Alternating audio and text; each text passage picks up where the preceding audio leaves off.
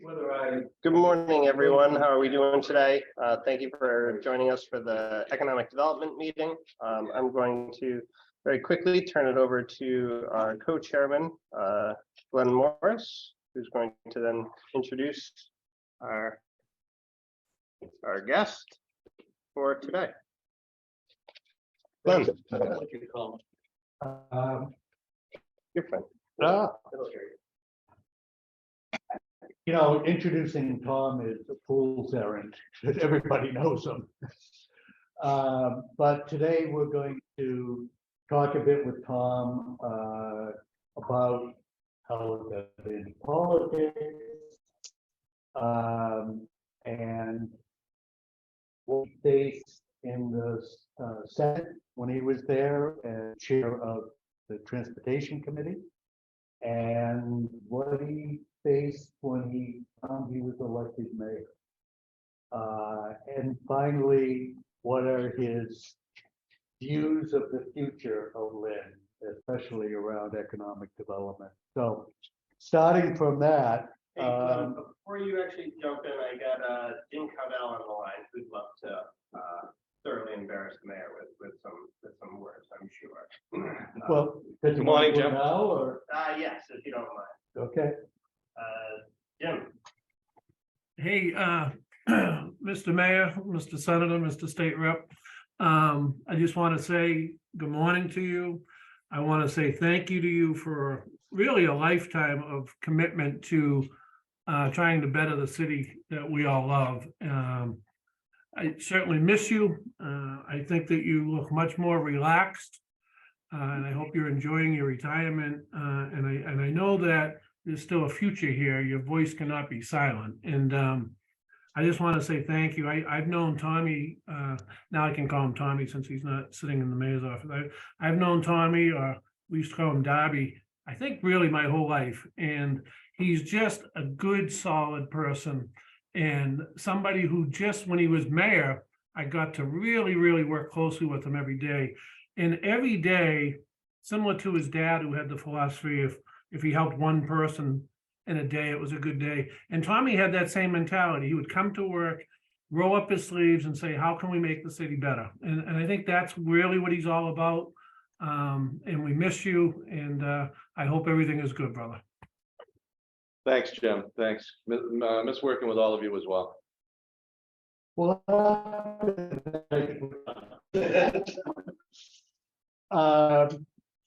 thank you, Jim. Tell us a little bit. I mean, like I say, I think everybody knows, but for the three people in this world who don't know, what brought you to politics? What was it?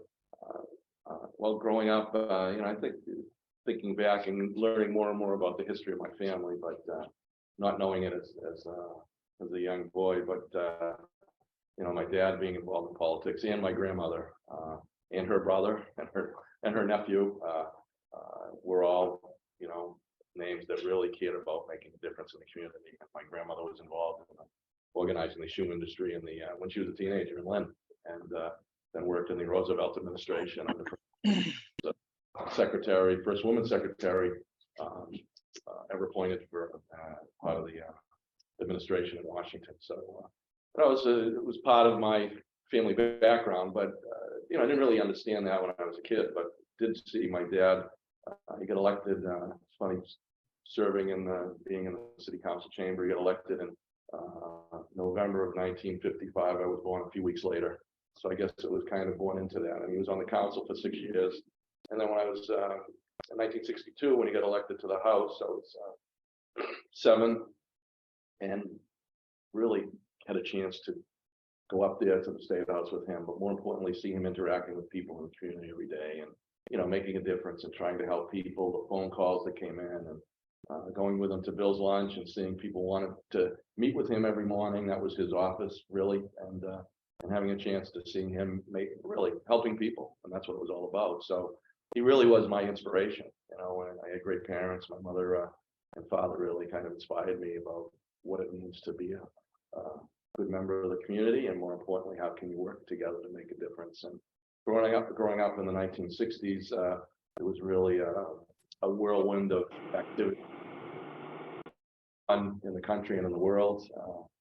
John Kennedy was president. I remember him being president, and Robert Kennedy, and all of those pieces, I think really inspired me to go in the direction towards being involved in public service. And I like to say public service because that's what it is. It's about, I think all of us can be part of public service, making a difference in our communities. And I had it on my wall, and I like to think about it, but it was John Kennedy used to say, one person can make a difference and every person should try. And that was the, I guess the inspiration for me. And I stand on their shoulders as, what they were able to do and the kind of work they did to make a difference. My father's cousin passed away recently, George O'Shea, who was an amazing person, if you knew his whole story. But his father was state rep, and my grandmother's brother in the 1930s, he ran for mayor in 1939, I think. And then his son, George, was state rep in the 50s into 62, ran for Congress. So, that legacy of, and beyond, once George moved on, he lost that race in a close race in 1962 to be congressman from this district, really shaped his life about making a difference for people. And so that's I think what we all can do. How do we work together to make our communities a better place? And that's can't do it alone. You need to do it with people, but you get the inspiration to make those things happen by the people around you. And a little personal historical note, you grew up a block away and a little bit higher on Pine Hill than the Morris family on Lodge Road. Around the corner. Yeah. It's funny, I was born on Johnson Street till I was 5, Yeah. a couple blocks from City Hall. Spent 58 years on Pine Road, so I haven't moved far. Now I'm down on Ocean Street. So it's where I spent my life. Tell us about your career in the legislature, both as a rep and then even more so as a senator and chair of the Transportation Committee. The legislature is, I really love working. You have a long, a lot of frustration can be as you get elected to the House or Senate, because you can't, the things you want to get done, you're working with 160 members that reflect in the House, really reflect the reality of almost every corner of the Commonwealth. And so to get, to move issues forward, to get success, you need to build a consensus, you need to build those relationships. And, we're really challenged in these days of divisive politics, but the reality of working together, I really love that part of the legislative process. It's building relationships and learning from other members about what's going on in the rest of Massachusetts. So when you're working to make issues of importance to this district that I represented, the city I live in, that how do you make those issues important to the members that live, across the Commonwealth? And we're really, rural communities, farming communities, fishing communities. There really is a uniquely broad spectrum of issues that impact the Commonwealth. So it was, I really enjoyed that part of it. And then when I got elected to the House, there were 30 of us, 10 Republicans and 20 Democrats as part of my 1995 freshman class. I sat next to Fran Marini, who ended up becoming the minority leader, one of the 10 Republicans. And when you get elected to the House, you sit in this, it's bullpen. So it's a room about as big as this with 30 reps and 38 legislative aides, all with different perspectives. It was a great opportunity to be part of that. So Fran and I really became very good friends with Fran. I don't think we agreed on much, but we had heated discussions about policy issues and the things that I believed in the direction I felt we should go, and same with Fran. But through it all, we joked once in a while, we'd vote on the same way on issues. But through that all, as I really respected him, because I knew that where his passion came was the belief in making a difference, trying to make things better. And he understood that even though we disagreed on policy and what it meant to make the kind of decisions, that he respected, where I was coming from, and knew that I was advocating strongly for the things I believed in, because it was the right thing to do from my perspective. And I think that legislature, and what hopefully we start to understand in this country, that we can strongly disagree with one another, but it doesn't mean that we can't accomplish the kind and address the kind of issues that we all face together. There's a lot more we share in common. So I really enjoyed that part of the legislature. And then getting elected to the Senate was even one of 40 members. But I think that reflecting on this district in particular, and the Senator Creighton now represents the district, is it reflects many of the issues, or most of the issues. We don't really have any farms here, but not really rural, but although you have a small town, Hunt's one of the smallest towns in the Commonwealth. You've got, Lynn reflects a broad range of demographics and economic demographics. And then you've got communities that are right along the water with lobster fishing and fishing that, the historic history with Marblehead, reflective of the connection to the sea and fishing. So, this district is really a unique district that I think reflects in a real way the broad spectrum of issues that the Commonwealth faces. So I really was happy to be a part of that, and really being in the Senate was a privilege and an honor. Being in the legislature, I was talking to one of my colleagues recently, who's still in the Senate, and I said, every day I went there, I didn't lose sight of the history of the place, the importance of the job, and in all of the issues and all of the work you do, how much an honor it is to be part of that, and then to reflect that on it by doing the kind of work that hopefully makes both the district that I represent, but more importantly, the Commonwealth a better place. Tell us some of the things you worked on as chair of transportation. Well, it's an ongoing issue, as we all know, and I used to say, and anybody here maybe remembers that, it's the number one issue we face, and I used to say it every year when I was chairman and started. I was 2011. I became chairman of transportation, and before that, I was on the committee, and through the 2007 Transportation Finance Committee report, it reflected the broad range of challenges we face. At that point, they were talking about a 20 billion plus challenge. And there was a lot of reforms that were reflected in that. And I'm talking about that because it's a microcosm of where we are today. There was a whole range of reforms, which we did almost all of those reforms, which saved us some money. But the reality was, out of that 20 billion over 10 years, we were going to save maybe $2 billion in reforms. We needed $18 billion in investment. And that was true then. It's probably $30 billion now. And as everybody knows in the Commonwealth, the system is broken. And we have not invested the way we need to invest in transportation. And if you look at the Central Artery project, there was a lot of criticism about the Big Dig, as it was called, $14.2 billion. But if you haven't been there recently, my wife was working there in 1993 across from the Children's Museum. There was nothing in the Seaport District. And Boston was gridlocked and was not in a great place because of the gridlock that we were facing. And we spent 14.4 billion, is a quadruple top. How much money has been spent on that public investment? 5, 6, 7 times the public investment. And what people don't understand is the public investment in transportation brings dollars. You spend every dollar spent on public investment in transportation brings at least $3 back in private investment. And so what we're facing right now is a broken MBTA, roads and bridges that are crumbling, because we have not had the political will to say we need to invest in today and invest in our future for transportation, because it's what will bring our economy to where it needs to be. We know this. I mean, we've been abandoned for.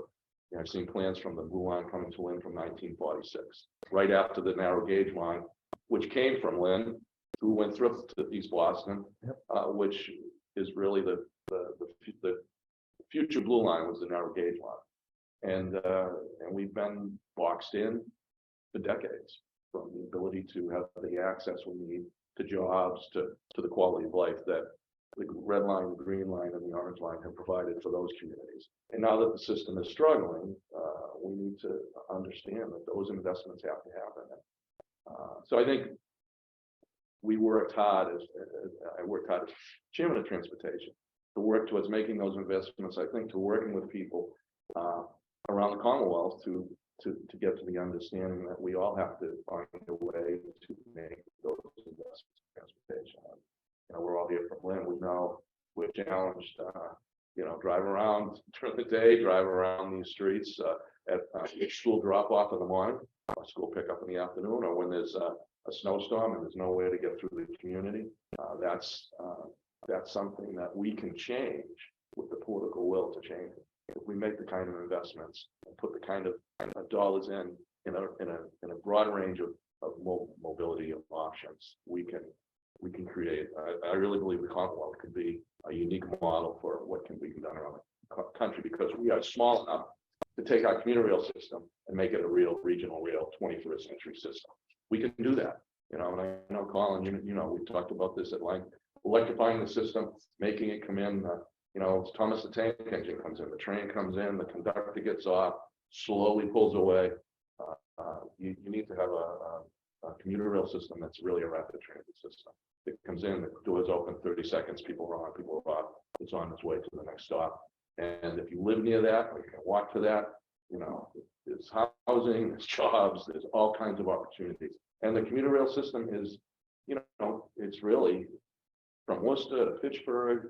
South Coast Rail is now happening. Most of Eastern Massachusetts, almost to Worcester, really, to Central Mass, can be connected if we want to make that happen. Haverhill and Lowell and Lawrence and all the way out, and then East West Rail. So we really need to take a step back, and I'm excited about the new administration, because I think there's going to be a new perspective of the kind of investment we need to make to create this opportunity.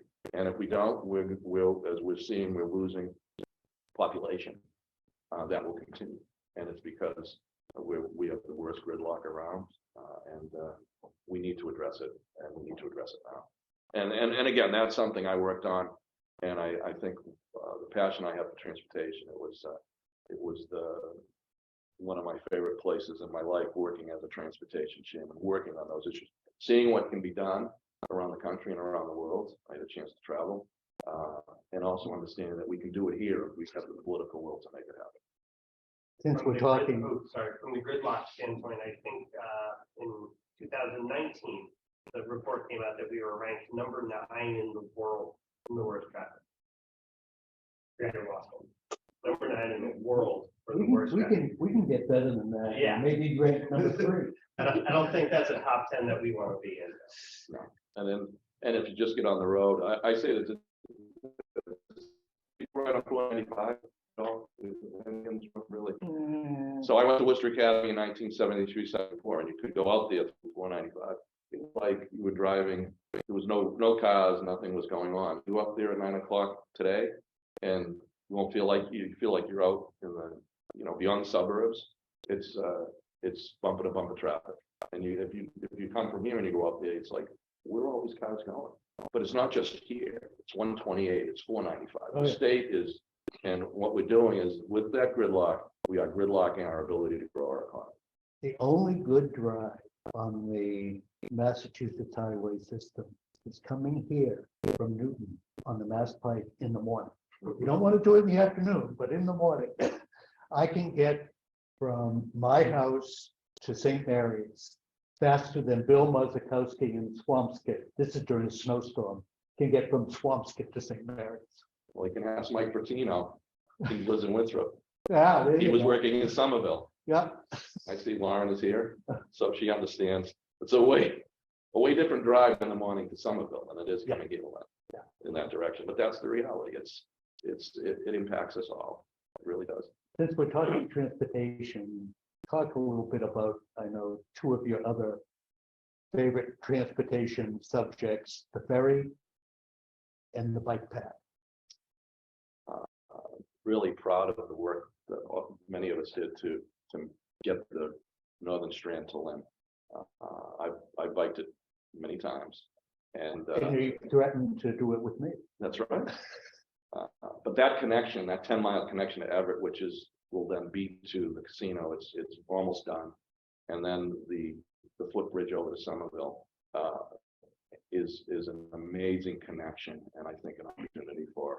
The exciting part is it's going to continue along to Lynn Beach, so that, and it's been a huge success. If you get on it, if you walk it, people are walking it. Lynn section into Saugus is one of the prettiest areas along the marsh going towards Saugus. It's, and as you see, more and more people on bikes and the access through the city, particularly with the kind of traffic. I think there's 60 or 70,000 cars registered in Lynn. I don't know if anyone knew that. Imagine that. And they're trying to talking about snow. How do you get those cars off the road to plow the streets?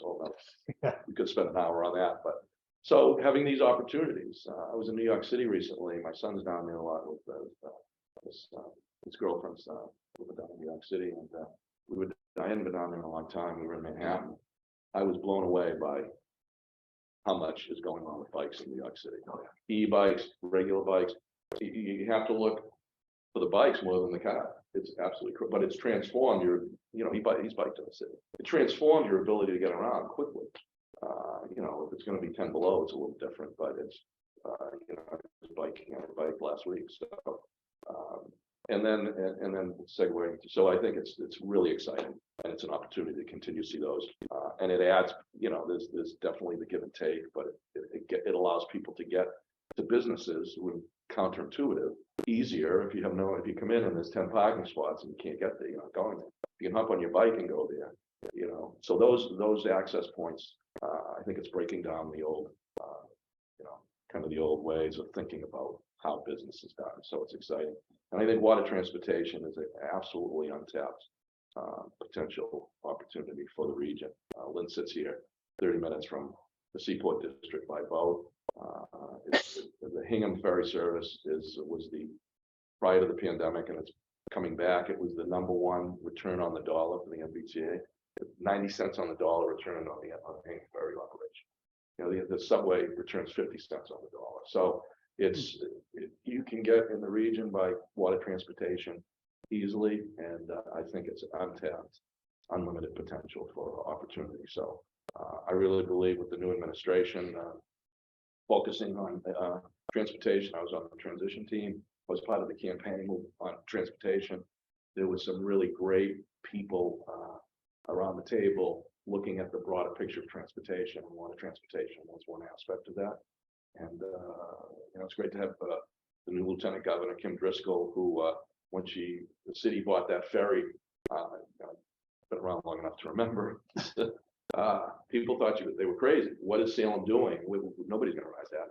It's so full that they need a second ferry, and it's not really commuting as much as tourism, but it proves the point that if you can get on 45 minutes from Boston and get to Salem, people are going to be on that boat. So she had a great vision by making that investment for the community. So Kim really understands, I think, the reality of the opportunity and potential for the kind of water transportation that we in Lynn could really use. I believe it will happen. The vision was there. Jim Caudill and many people were part of that. Former administration, Deval Patrick, and Lieutenant Governor Tim Murray was here a lot. We were able to get those dollars to spend to create the ferry terminal that's in Lynn right now. And I really believe that the future is bright on water transportation. It has to be. I mean, because it's another piece of the transportation puzzle. The exciting thing for Lynn is Lynn really could be multimodal location. Regional rail, electrified regional rail, the bus system, the commuter boats. It really is a location that we could see kind of transportation investment that will really create what's really starting to happen now. But I think expedite some of the exciting investment happening in the city. Let's talk a little bit about that investment. Most of we can always credit you with all the investment because none of it happened before you were mayor. So isn't that what happens with presidents and how they change the economy? Well, the key, is when you work in these positions is to put pieces in place to allow the next elected officials to then build on that. I think that, there's you need to have a bigger vision as well as the day-to-day work that kind of sucks you in, particularly if you're working in the mayor's job. So you need to have that bigger vision. and you need to put the pieces in place that allow that bigger vision to happen.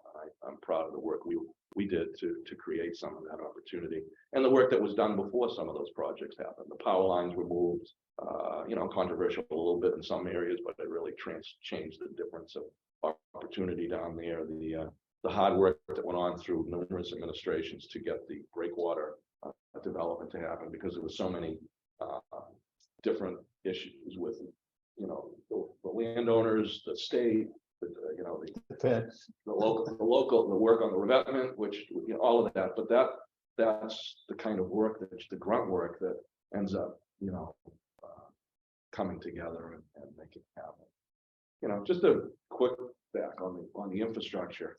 I'm really proud of the work I did as mayor on many of the projects. We've got 44+ million scored top in the state for the TIP, which is the federal and state process to get transportation dollars to local communities. That scored the highest in the state. So rebuilding Western Ave from the floating bridge, Buchanan Bridge, up to Market Basket, Essex Street, that will be completely rebuilt. It probably hasn't been rebuilt in 60-something years. Sidewalks, complete infrastructure rebuild from Eastern Ave up to Joy Street up there. So those investments, we took on, complete streets with Lower Washington Street up by Olympia Square, the four-way interchange that will happen right here at Blossom Street, that's in the process of happening. Those investments again lead to private investment, because what it means is when you make those kind of public investments, the people that want to make those investments are willing to take a look at those parcels that maybe were sitting hidden because there wasn't the kind of investment or infrastructure investment made to make that investment a reality. Talk a little bit about the excitement and the new development on the Linway and how you balance residential with industrial development. I think the council and the mayor recent zoning, great move in terms of addressing Describe it for people who don't know about it. The housing issue is a clear, huge issue in the community. So the housing, we started the housing, the housing. Lauren, what was the? No, the visionary, but the housing production plan. That's the housing production plan, which allowed people in the community, everybody in the community, over a period of a couple of years, even through the pandemic, hundreds and hundreds of people in their input. What direction should the community go? So created through that plan, the council and the mayor moved forward a zoning proposal to address some of the housing issues, and I think just as importantly to speak about what kind of private, commercial, and not just retail, but commercial investment could happen in the city, and starting to focus on some locations that could be mixed use. There's sites along the Linway that have really great potential for a broad range of job creation as much as creating housing. So I think the really good work that was done through the housing production plan with the mayor and the council moving forward on those recommendations, I think that is a real positive step. And I think reimagining the Linway is also something that we're really trying to do. And the Vision Lynn that I know the city's doing, that we started that process, but that's really looking at a master plan for the whole city of Lynn, with which hadn't been, I don't know that it's been done, it hasn't been done really. And it's great to have Lauren Drago here, but Lauren and Aaron is here and the planning team, because they're really working hard to engage the community about what our vision for the future is. And it's a similar work that went on in Somerville that really was highly successful. And so looking at the whole community, what can we do? What do the people that live in the community think we should be focusing on? And I think that was why the production plan, that was input from a broad range of people. The other piece of it is with the Linway, the reimagining the Linway is so important. I mean, we have a 6-lane throughway that, people think we need it for the cars that go through there, and what's going to happen with traffic, but it is like a scar through the heart of our community, that the barrier to our taking advantage of our waterfront and taking advantage of the kind of parcels of land along that corridor that could be really valuable for our future. And I had a chance to go. There's as mayor, it's called the Institute for City Design. So you request to be added in or to go. And I actually had an opportunity to go to Anchorage, Alaska on this trip. There was 6 mayors. So what they do is they take 6 mayors and then they bring professionals from around the country to on architecture and engineering design. And you bring a problem to this conference and they'll work with you on that. You know, you give them all of the details prior to that, and then you spend a few days with your peers from other communities and you go through it all. And I chose the Lynn Way, and there's been studies along the Lynn Way over the years. What can we do on the Lynn Way? And so we presented, and there's pictures. You talk about what's on the Lynn Way, and there was 4 or 5, nationally known, architects, engineers, and developers, and all of them. It didn't take them long. It was a group like this. I'll tell you what your problem is on the Lynn Way. The Lynn Way is the problem. The Lynn Way is the barrier, and so it's going to be a challenge to say, okay, we don't need 6 lanes, but we don't need 6 lanes. It goes from 1 lane to 2 lanes on either end, and what that means is it's a drive-through that really is a barrier to our ability to take advantage of what is one of the most beautiful waterfronts in the region. And so with the current mayor and the council and others, and I want to say that we've got a great legislative delegation. Great to have Senator Creighton as the chairman of transportation. It's a huge position, but Pete and Dan are really a great team. And Jenny Armini, a new addition to that as well. So it's taking advantage of these opportunities and understanding that we have to think differently, but that those changes and those opportunities are sitting right here on our doorstep. And a lot of it has happened, but I really think the future for our community is really bright. There's a lot of, people are looking to Lynn. We need to do it in a way that reflects those of us who live here. So we make sure that we don't lose sight of that, but just as importantly, take advantage of what we all have known for decades, that this is a great place to live. The people here are the best, and that the resources we have, we really take advantage of them. It's exciting for today and tomorrow. It really is. And so there's good things happening. Really exciting things happening. Often when we talk, you bring up I think you'd have to describe it as a population explosion in Lynn. Can you talk about that for a little bit? Well, I think the exciting part is where we were about 100 years ago in population, 103, 104,000. So it's understanding that that's our history. Lynn has been a place that people have come to from all over the world and been able to make a life here. And the last census, it was something like 90 before. Yeah. Now it's 102,000, which is Right. probably 115,000. Probably, but that's I growing up, we had diverse and wild neighborhoods. I talked about this the other day at St. Mary's. We sit in the Brickyard right here. That was a vibrant, diverse, densely populated community that we all have families or friends that grew up there, and anybody who grew up in the Brickyard, it's a badge of honor. But it reflected the strength of our community, and that's so. I think it's really exciting times to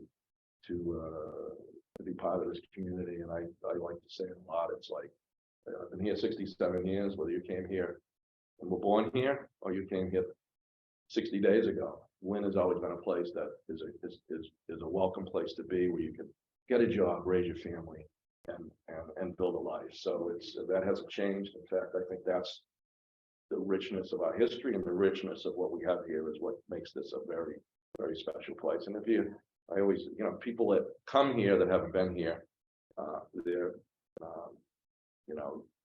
they are impressed. They are impressed, and I hear that all the time. So it's great to see the good things happening. It's great to be with people on the chamber, but more importantly, great to see the good things going on in this. And so it's, there's challenges, but there's amazing opportunities. We graduate about 1,000 students a year from Lynn, and I had a chance to chair the school committee. So being really, the legislature is different when you're, day to day. seeing what's going on in the schools. Amazing stories, amazing kids coming out through those schools, the amazing stories, the places they've come from, and the talent they bring to the future. And sometimes we don't really highlight that as much, but there's a lot of really good things happening. Like I said, it's a really great place to be. We could talk for a long, long time about you and your vision for the city and your history in the city, but the clock. So I have one more question for you before we open it up to people. When are you going to announce your candidacy for president?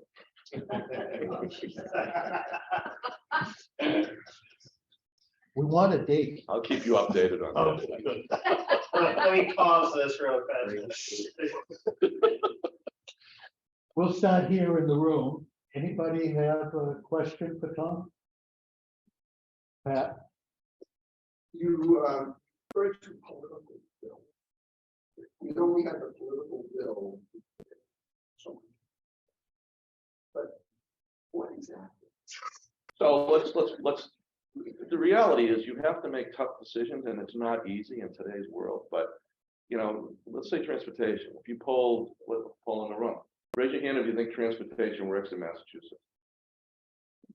Anybody on the call think it's working? There is no hands. I bet 90% of people in Massachusetts you could poll and say it's dysfunctional, it doesn't work, it's terrible, like it's causing me, to move out of the state. Okay, we need to come up with $2 or $3 billion a year more, whatever the number is. I'd have to say 30 billion is a real number. The T's 11 or 12 billion. Mass highways is probably 4, 5, 6 billion. Roads and bridges locally, you're probably talking the same number. Maybe it's bigger. Let's just talk about the 2 or 3 billion to build the Cape Cod bridges. There's one example. Okay, how do we pay for it? How do we start to make it happen today? Crickets. Nobody wants to talk about. Oh, well, we already pay enough. We don't. And that was my point early on. So the reality is, it's all of us. It's not just being an elected official. It's all of us understanding that if we really want to make it work, we need to find a way to fairly come up with the dollars we need to make the T a 21st century system. So that, and the roads that you don't blow your tire out because you're driving on the street and it hasn't been repaved for 12 years because there's not enough money to repave it. We got $1.5 million a year in Chapter 90 in Lynn, which is to do our roads and bridges. We need 7, 8, 9 million a year to do that. The number for statewide is probably 700 million a year. The state gives 200 million. So the political will is all of us understanding that if we want to create a better opportunity for the kind of investment we want to happen, we have to find a way to make these investments and to make them work. Or we can say we don't want to spend that money, which we've done for a long period of time, and we have what we have. So I think the choice is all of us. So we have the MassDOT or other transportation agencies throughout the state. Do they have any input into the legislative allocation? And do you have a committee that brings in all of these investment people who are charged with implementation? Are they ever brought in to They're all discuss the They're all part of the discussion. We have, there's report after report after report. We spent 2 years when I was chair of the transportation committee recognizing, and we played off of this 2007 report. If anybody wants to read it, it's pretty interesting. But it basically said we have an $18 billion profit in 2007. So we were building, okay, how do we get more revenue into it? The gas tax had eroded by 2011 by 9 cents. So that's about $350 million a year because each penny on the gas tax is about 29-30 million at the time. So we were 360 million less than we had in 1991 just on inflation. So we tried to raise the gas tax. I know that's controversial, but it's part of the discussion. And we ended up raising it 3 cents. We didn't even get to 9 cents to just meet the numbers we were paying in 1991. So how do you fund the system when the money you're spending continued to be eroded by inflation over time, like anything else? So we proposed which the voters voted down, proposed a indexing of the gas tax. So it typically would have been a half a cent to a penny on the gas tax a year, but that would get us, it's $30 million if it's a penny. And it was voted down because everybody assumed it was going to be like, we're going to add 30 or 40 cents to the gas tax. But historically, you were looking at it like 9 cents over time. So through inflation, over 20 plus years, 21 years, it would have been 9 cents broken down by 21 years. But that, you're talking about $5 a year if you're driving 18 to 20,000 miles, and you're getting 20 miles a gallon.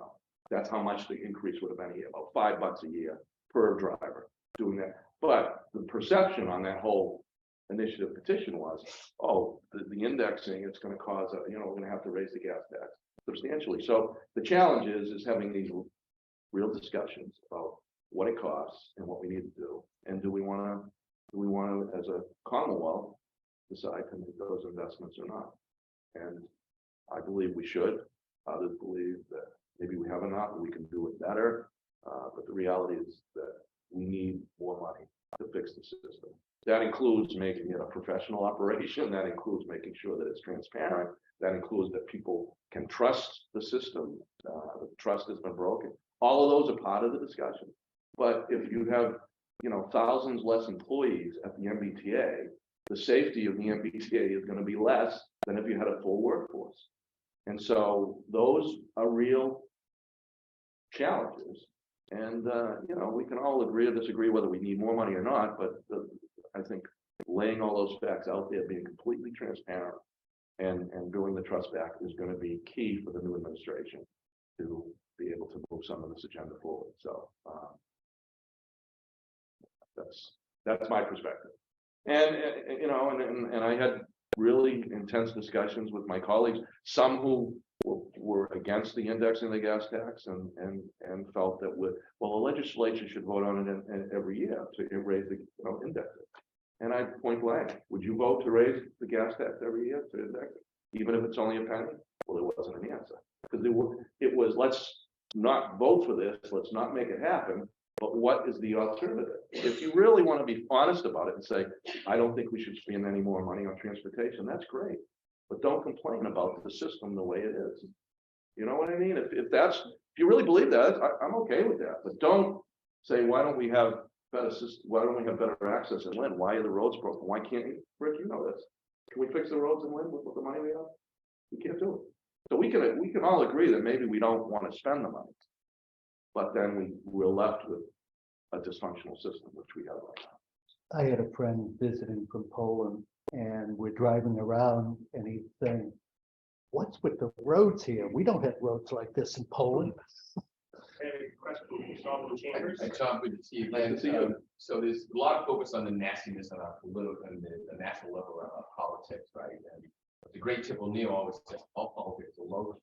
What advice would you give civic leaders and local leaders to really think about focusing on breaking down some of the economic struggles and the systems of race and class and poor education, because that has a ripple effect on that.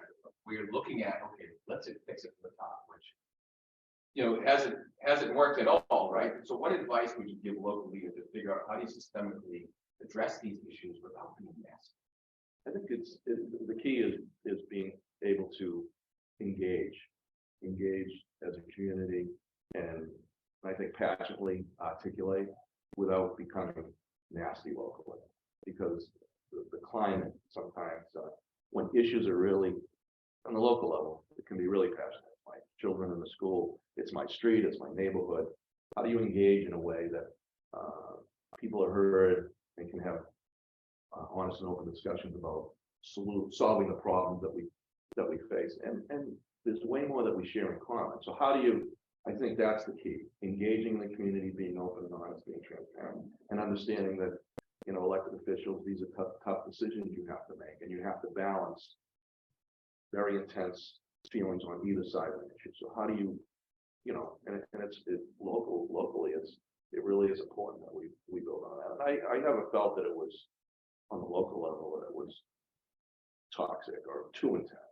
It was passionate. It was challenging times. People get emotional and passionate about what they believe in, but you know, we're all living here together, so how can we get past that and find the common ground, the common solutions to the problems we agree on, if we don't agree on a solution, but we can definitely find that. So I think it means engaging with your elected officials, but I think being more involved in what goes on in the community as someone who lives in the community, you know, and not sitting on the sidelines.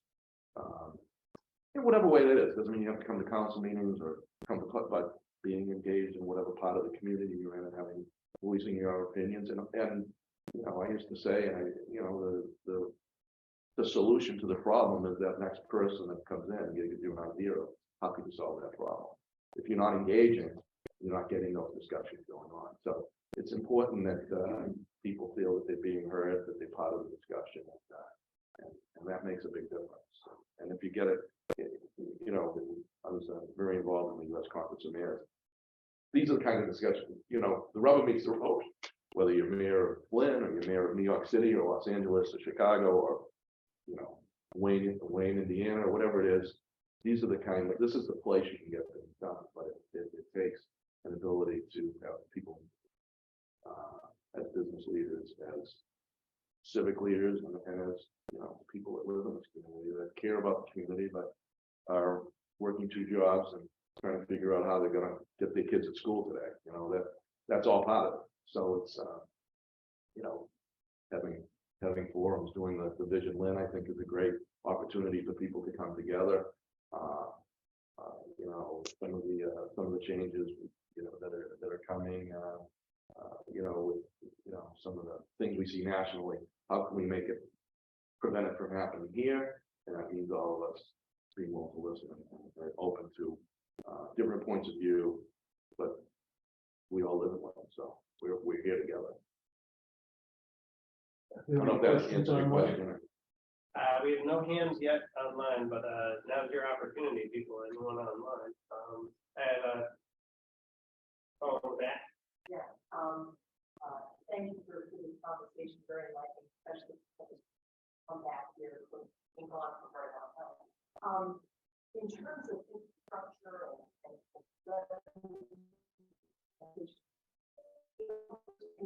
the Commonwealth is home has that, have those communities ever been approached, or do they've had a conversation about transportation, since transportation really benefits families on a yearly basis? What's the conversation? They're involved in the conversation. There's different, so there's, you know, like Longwood Medical Center, they're always at the table about how they can get their employees over there. Higher ed, how do they get the students through the community? So they're at the table. I think that there's only so many ways to, I think the way to get where we need to be is a number of opportunities to get the investment. But you, as I said earlier, people need to be able to trust that the money is spent where it goes. But when you have a huge need, it's almost like you're throwing money in a way that you can't really solve the problem. So I think it's engaging those, you know, like M.McGee and Harvard. They have definitely transportation leaders, Northeastern. You know, there's definitely universities that focus on these things, that advocate. I think the challenge is you've got a lot of people in not in silos, but separate, moving separate agendas that really reflect the broader agenda. And so it's building bridges to all of those, and I think continuing to talk about it and not lose sight of it. I know that we raised the 3 cents in the gas tanks. Like, okay, we've done our job. Like, no, it's just beginning. I think you know, it became really clear, I think, to a lot of people during the campaign for the governor last year, that transportation is impacting everyone. So, but it always did. It's just it goes on the back burner when other things come to the front burner. We have to continue to realize it connected to housing, it's connected to higher ed. Let's say, for example, there's a South Salem train station that runs like rapid transit in the region, and you're getting off at Salem State. You know, that benefits the opportunity for students to get there. But more importantly, it helps the university grow its place there. You can get up to Gloucester more easily. A lot of startups going on up there and clean energy work. I mean, so how do you take advantage of all the different places by creating an investment? So it's making the case along the way for why we're talking about this and how it connects to jobs, housing, education, quality of life. I know I don't want to sit in traffic for an hour and a half each day. I was in Japan. I was on the high-speed rail in Japan, 220 miles an hour. We went 220 miles in an hour and 40 minutes. And it comes into the station like a rapid transit. The doors open, people get up and off quickly, and then the train is gone. And 0 fatalities since 1964, since they opened the high-speed rail in Japan. Electric. When the earthquake came and the major earthquake where they had the tsunami and all that, all of the trains electronically were slowed down as the first vibrations came, so that the trains weren't hurtling along. I mean, the infrastructure and the technology is there to make a system work better, and it's up to us to say we want that system, but we need to do it in a way that we can trust that we're going to get there in the right way. So.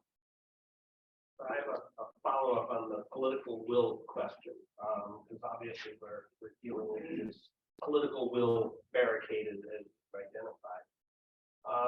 What are some steps that the community can do to change that political will? Because obviously that's what's needed to change the outcome, is changing the political will. How does a community do that? I think it's broader than a community, but I think it can start at a community. I think just being, well, let's talk about South Coast Rail. The new lieutenant governor used to say, "Where is the South Coast?" But for 20 years, people in that area were pounding the drum all the time. We need South Coast Rail now. We need a connection to commuter rail. I think it's understanding what's important, how it can be a benefit, but there's a broader benefit. Like in Lynn, we were able to get legitimate ferry service, and we could get maybe easier bus access to Wonderland, or really more importantly, electrified commuter rail, 18 minutes to North Station, running every 10 or 15 minutes. What would that do to our ability to have a positive experience here in Lynn? It would be immense. So I think it's the business leaders, it's the chamber, it's people looking for work, the housing community is looking for the kind of housing that we need in the Commonwealth, and understanding all those issues are part of this discussion.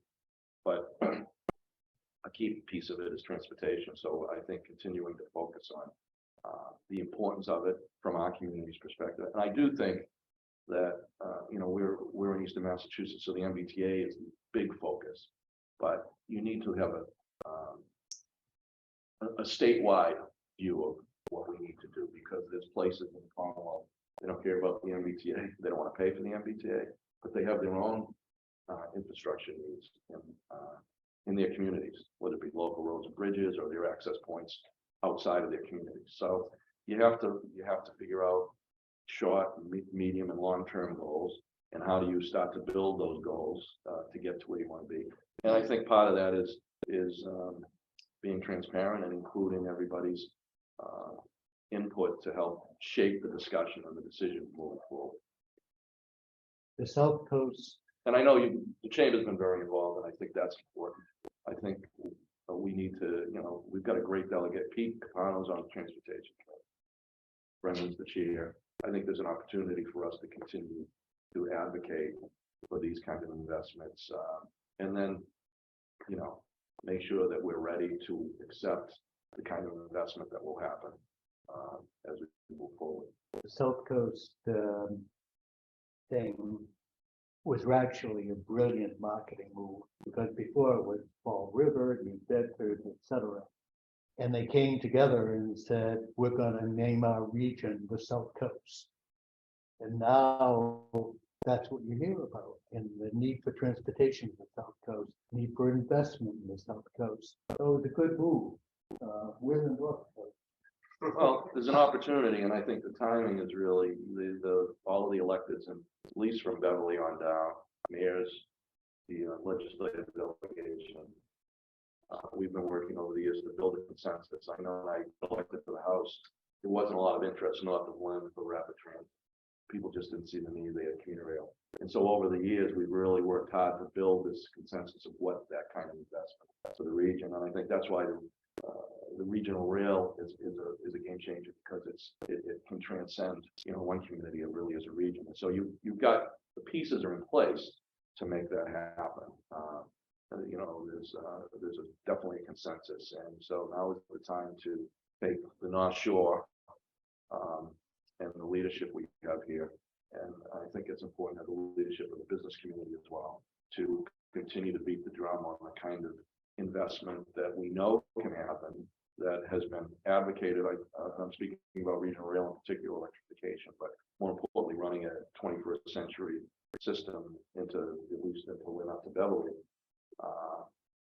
The control board, fiscal management control board from 2019 advocated for this first phase of that project, which will show, I think, people in the Commonwealth, the people in this region, that it can happen. The Toronto is about similarly sized, because Toronto has been going this direction for 5, 6, 7 years, maybe a little longer. If you put the city of Toronto down on eastern Massachusetts, it would be from roughly southern New Hampshire to northern Rhode Island, similar to the MBTA region. And what they're doing is they are taking their commuter rail system and making it a regional rail electrified system, more like a rapid transit system, kind of like the metro in Washington D.C. If you go on the metro, that goes a long way. And then when you go into the city, really anywhere you go, you're blocks away from where you want to be. So Toronto, in some ways, is the model, and the control board identified the economic justice corridor, which is the Lynn line, Fairmont line, which goes through Roxbury, and the Providence line, which just recently opened. I think last week they opened a station in Warwick, a new station. They know that this is where they want to go. Was a lot of last administration didn't really do much or embrace it, but I think the timing is right for us to move forward. We have one last question, and then we're going to be wrapping it up. Thank you, Colin. Mayor, the Biden administration's early work on the infrastructure bill really broadened the definition and the conversation about what infrastructure should include. And it talked about early education and care, out of school time care, food security. So my question is, do you think that's warranted? And if you do, how do we change the conversation at the local level to include that broader definition? I think the challenge that the administration was facing is the lack of investment in those areas, as well as an unwillingness to, invest in the broader range of what we call infrastructure. Those are important pieces of infrastructure, and those investments, again, create jobs, transform lives, allow families to work, and their kids to get a good education, and to have the kind of access points that you need. So I think that there's this whole discussion on the debt limit and everything else, but those kind of investments are transformative. And the getting back to the transportation piece, that's a whole, those investments I believe have to be made, because those are a piece of creating economic opportunity for families and for communities. If you can get a good job and you know that your kids are going to be in a good place, you can the community benefits from those investments.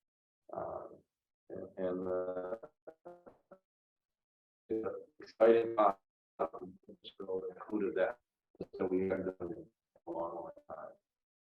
And if you really want to see the state of infrastructure, there's a rating system that goes on every year from engineers. I'm drawing a blank on the organization. You may know.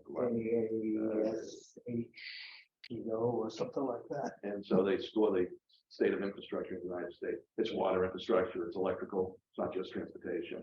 I mean, it's D minus across the whole board. Now we're starting to see some electrical, transmission stations being, there's things going on there that reflects the challenges we face.